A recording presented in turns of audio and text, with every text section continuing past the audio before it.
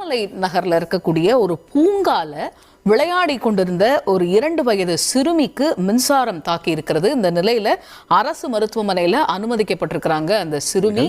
எல்லாருக்கும் கேட்டுக்கிறது என்னன்னா, இந்த மாதிரி மழை காலங்களில் மழை நேரங்களில் குழந்தைங்களை பார்க்குக்கு அழைச்சிட்டு போகிறத தவிர்க்கலாம்.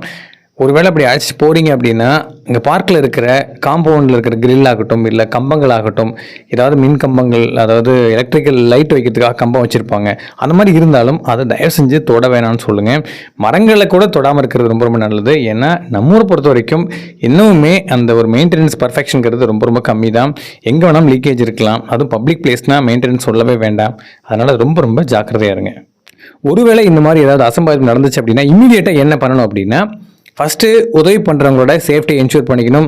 அதுக்கப்புறம் பாதிக்கப்பட்டவங்களை அந்த இடத்துலேருந்து நகர்த்தி இம்மீடியட்டாக பல்ஸும் ரெஸ்பிரேஷனும் இருக்கான்னு பார்க்கணும். உதவிக்கு கூப்பிடணும். பல்ஸும் ரெஸ்பிரேஷனும் சரியாக இல்லை அப்படின்னா இம்மீடியட்டாக சிபிஆர் ஸ்டார்ட் பண்ணணும்.